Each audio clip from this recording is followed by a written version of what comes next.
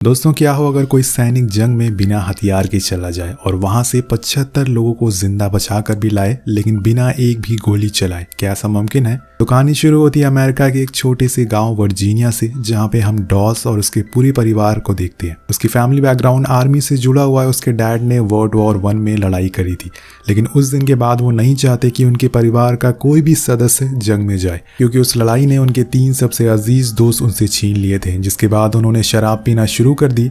वो डॉस की मां को हर रोज मारते पीटते थे, पर इन लोगों को अब इस चीज की आदत हो चुकी थी। अब एक दिन डॉस और उसका भाई के बीच में लड़ाई हो जाती है, जिसमें वो अपने भाई को इतनी जोर से मारता है कि वो बेहोश हो जाता है। लेकिन आखिर में उसे इस बात का बहुत बुरा लगता है। वो अपनी माँ और भाई से माफी मांगता है और उनसे वादा करता है कि आइंदा से वो कभी किसी पे हाथ नहीं उठाएगा। अब इसी तरह से 10 साल बीत जाते हैं। डॉस अब बड़ा हो चुका है, वो बहुत ही समझदार भी हो गया है। उसे ईश्वर पर बहुत यकीन, यही वजह है कि वो हर शनिवार के दिन कोई भी काम नहीं करता, बस बाइबल पढ़ता है। और उसका यह मानना है कि अगर किसी को भी चोट पहुंचाओगे तो ऊपर वाला तुम्हें उसका हिसाब एक ना एक दिन जरूर देगा। अब एक दिन डॉस चर्च की सफाई कर रहा होता है, जहां पे उसकी मॉम सिंगिंग करती कि तभी उसके दोस्त का बाहर एक्सीडेंट हो जाता है। वो फौरन उसे लेके हॉस्पिटल जाता है, जहां पे वो चारों तरफ अपनी नजर घुमाता है तो सारे लोग बस तकलीफ में दिखते हैं। उसे ये देखकर बहुत ही बुरा लगता है। लेकिन इसी दौरान उसकी नज़र एक और शख्स पर जाती है, स्टेला, एक खूबसूरत नर्स। अब उसे देखते ही डॉस खुद को कसम दे देता है कि अब शादी तो मेरी इसी से होगी। वो उसे अपना खून डोनेट करने जाता है और दोनों एक दूसरे का नाम पूछते हैं। नेक्स्ट डे वो फिर से हॉस्पिटल पहुंच जाता है ब्लड देने के लिए। तो उसे देखकर स्टेला कहती है कि 2 दिन लगातार हम खून नहीं ले सकते। लेकिन दोस्तों, यहाँ पर डॉस उसे अपना खून वापस मांगता है। वो कहती है कि ऐसा नहीं होता है। तो यहाँ पर डॉस अपनी वही रात भर याद करी हुई लाइन उससे सामने बोलता है कि जब से तुमने मेरे अंदर नीडल इंजेक्ट करी है, मेरी हार्ट बीट बहुत तेज हो गई है। अब फिर क्या था दोस्तों, स्टेला स्माइल कर देती है, जिसके बाद शुरू हो जाती है इन दोनों की लव स्टोरी। उस दिन के बाद वो दोनों एक दूसरे से डेली मिलना चालू कर देते हैं। अब कुछ समय बाद खबर आती है कि वर्ल्ड वॉर 2 शुरू हो गया है। जापान ने अमेरिका पर हमला कर दिया है और अब सरकार चाहती है कि जितने भी लोग हैं वो सेना में भर्ती हो जाए। अब एक दिन डॉस का भाई आर्मी यूनिफॉर्म में सबके सामने आता है। उसे ऐसा देखकर उसके डैड उस पर बहुत गुस्सा होते हैं, क्योंकि वो अपने बेटे को नहीं खोना चाहते थे। लेकिन तभी डॉस भी कहता है कि मैं भी आर्मी में जाना चाहता हूँ, हमें अपने देश को बचाना होगा। मैं वहां जाकर किसी को मारूंगा नहीं, बल्कि एक मेडिक के तौर पर जाऊंगा। अब ये सुनकर उसके डैड कहते हैं कि मैंने जंग में बहुत से अपनों को खोया है, अब मैं तुम दोनों को खोना नहीं चाहता हूँ। लेकिन दोनों ने ठान लिया था कि अब वो जाएंगे और उसके डैड भी उनके सामने हार मान जाते हैं। एक दिन डॉस स्टेला से मिलता है और उससे बताता है कि मैं कुछ दिनों बाद तुमसे मिलूंगा, क्योंकि मैं आर्मी में जा रहा हूँ। अब ये सुनकर स्टेला गुस्सा हो जाती है, क्योंकि जंग के अंजाम उसे पता थे। लेकिन यहाँ डॉस उसे वादा करता है कि मैं जैसे ही वापस आऊंगा हम शादी कर लेंगे। अब कुछ दिनों बाद डॉस के जाने का समय आ जाता है। उसके गांव से बहुत से लड़के जा रहे थे, जिनमें वो भी था। अब स्टेला उसे जाते हुए उसे एक छोटी सी बाइबल देती है, जिसके अंदर उसकी एक फोटो भी थी, और उसे अलविदा करके चला जाता है। पर डॉस को पहले प्रैक्टिस करने के लिए कैंप जाना होगा, जिसके बाद उसे बॉर्डर पर भेजा जाएगा। लेकिन यहाँ पे किसी को अभी तक ये नहीं बताया कि वो एक मेडिक के तौर पर आया है। कुछ देर बाद वहाँ पे सार्जेंट आते हैं, जो सबको देखते हैं और बहुत डांट सुनाते हैं, क्योंकि वो प्रैक्टिस में आने में बहुत लेट हो गए थे। इसी बीच उनकी नज़र डॉस पर पड़ती है। उसका मजाक उड़ाते हुए कहते हैं कि इसे संभाल कर रखना, वरना तेज हवा चली तो ये उड़ जाएगा। ऐसा उन्होंने उसके पतले शरीर को देखते हुए कहा था। अब इसके बाद सारे लोग प्रैक्टिस के लिए निकल जाते हैं, जहाँ पे डॉस बहुत अच्छा करता है। वो सारी चीज़ों में सबसे पहले नंबर पर आता है। और अब बारी आती है बंदूक उठाने की। सब लोग अपनी अपनी राइफल उठा लेते हैं, लेकिन वो बिना बंदूक के ही खड़ा रहता है। जब सीनियर इसकी वजह पूछते हैं तो वो सार्जेंट को कहता है कि मैं यहाँ किसी को मारने नहीं बल्कि बचाने आया हूँ, इसलिए मैं बंदूक नहीं उठा सकता। अब ये बात सुनकर सार्जेंट उसे बहुत सुनाते हैं और सबके सामने बहुत ही बेइज्जत भी करते हैं, लेकिन वो फिर भी वैसे ही खड़ा रहता है। तो सार्जेंट उसे कैप्टन के पास ले जाते हैं, जो उसे समझाते हैं कि जंग का वसूल है लड़ना, और बिना हथियार उठाए लड़ाई नहीं हो सकती। ऑर्डर फॉलो करने होंगे, वरना तुम्हें बीमार बताकर आर्मी से निकाल दिया जाएगा। लेकिन दोस्तों, यहाँ पर वो अपनी बात पर अड़ा रहता है। यहाँ हम डॉस के यूनिट पर एक स्मिटी नाम के लड़के को भी देखते हैं, जो उसे बहुत बुरा भला कहता है। वो उसका हर तरीके से मजाक उड़ाता है, यहाँ तक कि वो उस पर हाथ भी उठा देता है, और उसकी बाइबल से स्टेला की फोटो निकाल कर उसके बारे में सबके सामने बहुत कुछ बोल देता है। लेकिन डॉस उसका कुछ जवाब नहीं देता। वो चुपचाप उसे सॉरी कह के फोटो ले लेता है। उसका ऐसा बिहेवियर देखकर सब उसे कायर कह के पुकारने लगते। अब यहाँ डॉस को पनिश भी किया जाता है, उसे बाथरूम साफ करवाया जाता है और एक्स्ट्रा प्रैक्टिस भी करवाई जाती है। और कुछ दिनों बाद उसे साइकियाट्रिस्ट को भी दिखाया जाता है, और कहीं वो किसी तरह का बीमार तो नहीं है। वो डॉक्टर से कहता है कि उसका गॉड परमिशन नहीं देता कि वो किसी की जान ले। कुछ देर बाद उसकी रिपोर्ट कैप्टन को दी जाती है, तो वो उसे यहाँ से बाहर निकालने का ऑर्डर दे देते हैं। वहीं दूसरी तरफ जब ये बात सार्जेंट सर्जन को पता चलती है कि डॉस ने अभी भी इनकार कर दिया है बंदूक को उठाने से, तो उनकी पूरी यूनिट को 20 मील भागने की सज़ा देते हैं और सिर्फ डॉस की गलती की वजह से उसकी यूनिट को ये सज़ा मिली थी। अब उसके यूनिट के कुछ लोग उसी रात के अंधेरे में उसे बहुत मारते हैं और उसे आत्मरा हालत में छोड़कर चले जाते हैं। अब नेक्स्ट डे जब वो नहाकर वापस आता है तो कैंप में सार्जेंट आकर उसे कहते हैं कि डॉस अब बस करो, तुम्हें अब घर चले जाना चाहिए। कब तक यहाँ ऐसे ही मार खाते रहोगे? लोग तुम्हारी कमजोरी का फायदा उठाते रहेंगे, तुम क्विट कर दो, मैं खुद तुम्हें घर छोड़ने जाऊंगा। और वो उसे ये भी पूछते हैं कि तुम्हें किसने मारा है, तो वो कहता है कि सार्जेंट, मैंने कब कहा कि मैंने मार खाई है, मैं तो वो रात में सोते टाइम गिर गया था और मुझे किसी ने नहीं मारा है। तो वो उन लोगों के नाम नहीं बताता, जिसे देखकर उसकी यूनिट के सारे लोग शॉक रह जाते हैं। अब धीरे धीरे समय बीतने लगता है और डॉस की ट्रेनिंग कंप्लीट हो चुकी थी। पूरा यूनिट अब वॉर जोन में जाने वाला है, पर जंग में जाने से पहले डॉस ने स्टेला से वादा किया था कि वो शादी करने जरूर आएगा। अब सभी को अलाउ कर दिया जाता है घर जाने के लिए, लेकिन सीनियर डॉस को फिर से रोक लेते हैं और कहते हैं कि जब तक तुम बंदूक नहीं उठाओगे तुम्हारी ट्रेनिंग पूरी नहीं होगी और तुम घर नहीं जा सकते। इधर स्टेला दोस्तों चर्च में उसका इंतजार कर रही है, लेकिन डॉस को जाने नहीं दिया जाता। सीनियर कहते हैं कि मेरे सामने एक बार बंदूक उठाओ, लेकिन डॉस आज भी मना कर देता है, जिससे वो ऑफिसर बहुत ही गुस्सा होते हैं और उसे कोर्ट मार्शल का ऑर्डर दे देते हैं। यानी कि कुछ दिनों तक अब वो जेल में रहेगा, यहाँ तक कि उसका परमिट भी कैंसिल कर दिया जाता है, जिससे डॉस पूरी तरह से टूट जाता है। उसके यूनिट के सार्जेंट उसे समझाते हैं, लेकिन उसे कसम खाई है कि वो बंदूक को हाथ नहीं लगाएगा। अब सीन शिफ्ट होता है और हमें स्टेला को उसके साथ देखते हैं। उसके रूम में वो डॉस से मिलने आई थी, पर उसकी ऐसी हालत देखकर वो वापस चलने को कहती है और उसे बहुत समझाती है कि तुम बस एक बंदूक उठा लो, वरना तुम्हें जेल में डाल दिया जाएगा। लेकिन दोस्तों यहाँ भी वो अपनी बात पर अड़ा रहता है और वहां से बाहर आने पर स्टेला सारी बातें डॉस के मॉम डैड को बताती है, जिससे वो लोग बहुत ही दुखी हो जाते हैं। और अब फाइनली वो दिन आ जाता है जब डॉस का कोर्ट मार्शल होने वाला है। वहां पे उसके यूनिट के कुछ लोग भी थे। सीनियर ऑफिसर उसे कहते हैं कि तुम्हारी ये जिद तुम्हें शायद यहाँ से बाहर निकाल सकती है, तुम्हें कुछ कहना है? तो डॉस बहुत ही धीमी आवाज में बोलता है कि मुझे बस अपनी कंट्री को सर्व करना है। मेरे डैड ने ऐसा किया था, मेरे भाई ने ऐसा किया और अब मैं ऐसा करना चाहता हूँ, लेकिन मैं किसी की जान नहीं लूंगा। वहीं दूसरी तरफ हम डॉस के डैड को देखते हैं, जिन्होंने न जाने आज कितने सालों बाद आर्मी यूनिफॉर्म पहनी थी। अब वो एक जनरल के पास जाते हैं और उसने और जनरल ने एक साथ वर्ल्ड वॉर में लड़ाई करी थी। डॉस के डैड उससे बहुत देर तक बातें करते हैं, जिसके बाद वो सीधा कोर्ट मार्शल में पहुंच जाते हैं और वहां के सीनियर को वही लेटर दिखाते हैं जिसमें लिखा था कि डॉस जंग में जा सकता है, वो भी बिना हथियार उठाए, एक मेडिक के तौर पर। उस लेटर के नीचे आर्मी के सबसे बड़े जनरल के साइन थे, जिसकी वजह से वहां के लोगों को ये ऑर्डर फॉलो ही करना पड़ता है। उन्हें डॉस पर लगे सारे आरोपों को भी हटाना पड़ता है। अब इस चीज के लिए वो अपने डैड को थैंक यू कहता है, जिसके बाद वो स्टेला से शादी भी कर लेता है। और अब फाइनली वो दिन आ जाता है जब डॉस को जंग के मैदान में अपना पहला कदम रखना है। तो यहाँ समय चल रहा 1945 का। बीच रास्ते में डॉस को कुछ ट्रक आते हुए दिखते हैं, जिनके पीछे न जाने कितने सैनिकों की लाशें पड़ी थी। उन्हें देखकर सभी की रूह कांप जाती है। कुछ देर बाद हम एक सोल्जर को इनके यूनिट के कैंप में आते हुए देखते हैं, जो आकर डॉस से कहता है कि क्या तुम हमारे साथ चल सकते हो, हमारा मेडिक मारा जा चुका है। तो स्मीटी पूछता है कि पर तुम आए कहाँ से हो?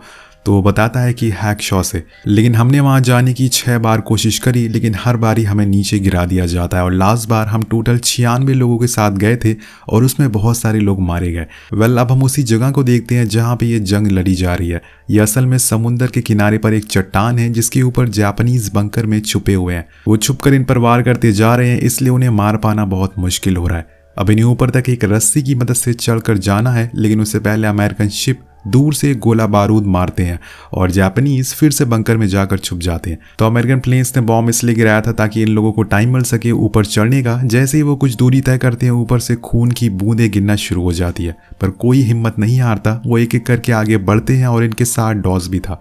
ऊपर जाने भी ने बस चारों तरफ सड़ी हुई लाशें और धुआं मिलता है और उस पार जापानी सैनिक धीरे धीरे करके अपना कदम आगे बढ़ाते हैं।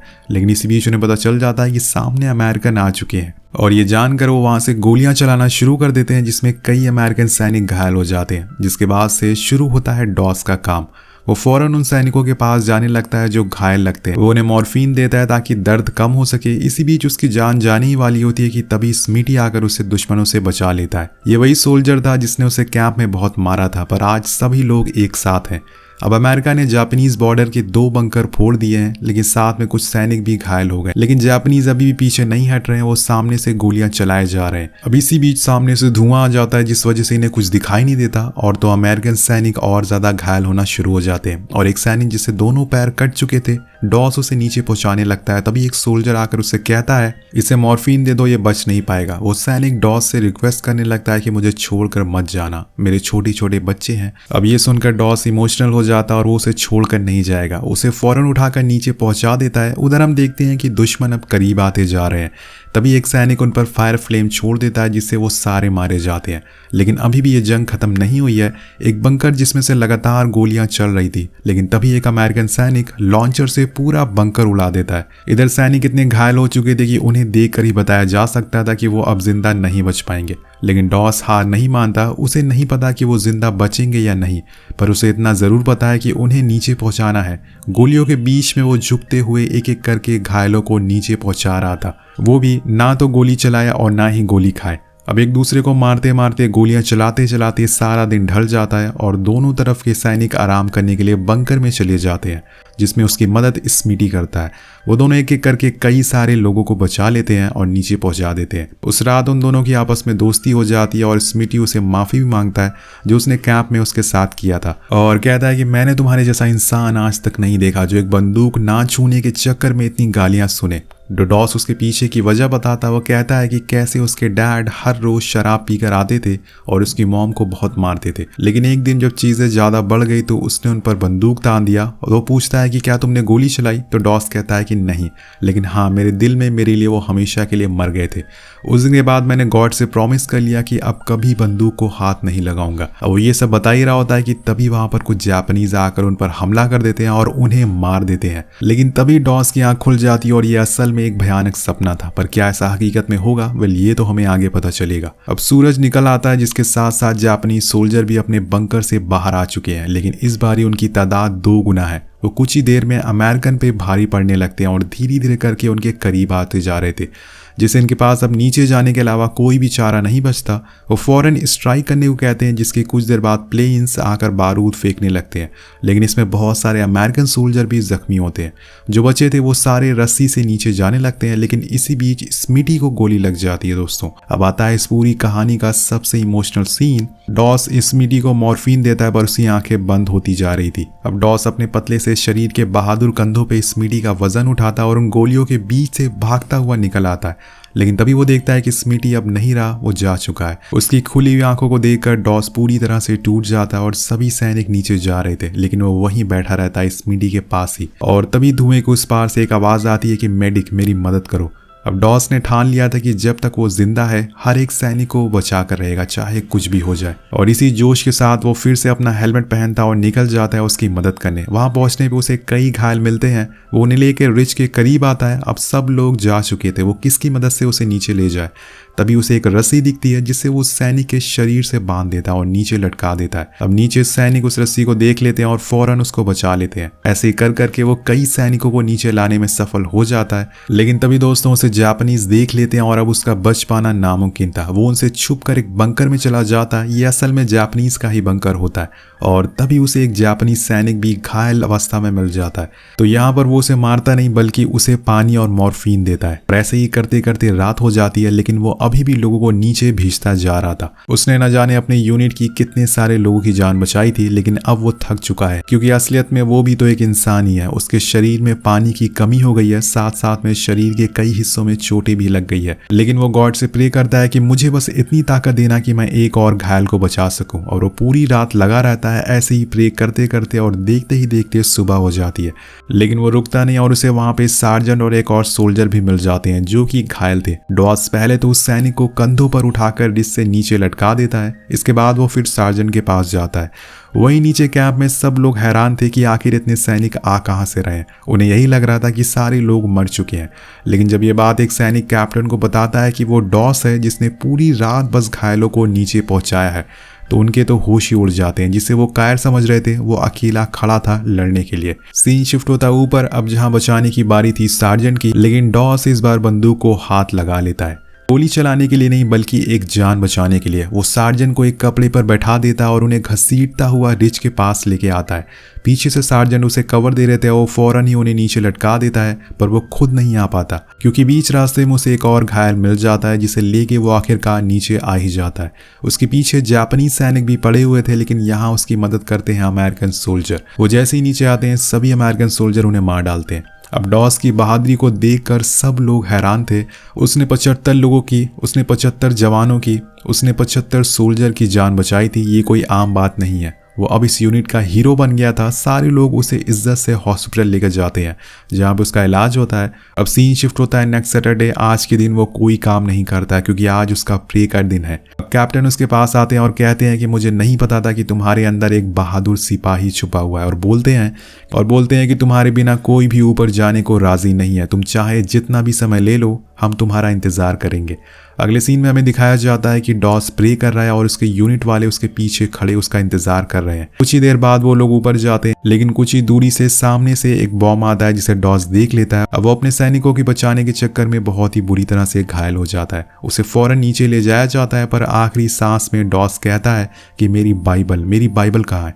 असल में उसकी बाइबल दूर वहीं गिर गई थी। अब एक सैनिक कहता है कि आपको नीचे नई बाइबल मिल जाएगी, पर उसे वही चाहिए थी। तो वो सैनिक गोलियों के बीच में न जाने कहां से पार करके उस बाइबल को लाकर उसे वापस देता है। अब डॉस उसे सीने से लगा लेता है और उस दिन जंग का आखिरी दिन था, जिसके बाद अमेरिका ने जंग जीत ली। अब दोस्तों, ये पूरी कहानी एक सच्ची घटना पर आधारित थी। डॉस ने 75 सैनिकों की जान बचाई थी और उसे अमेरिका का सबसे हाईएस्ट ऑफ करेज से अवार्ड से सम्मानित किया गया था। डॉस ने हमेशा कहा है कि असली हीरोज वही हैं जो अपने देश के लिए लड़ते हैं। डॉस ने 87 साल की उम्र में इस दुनिया को अलविदा कह दिया था और इसी के साथ ये कहानी यही खत्म हो जाती है। आपको ये कहानी कैसे लगी नीचे कमेंट करके जरूर बताएगा। मिलते हैं आपसे अगली वीडियो में। Thank you so much watching. Peace out.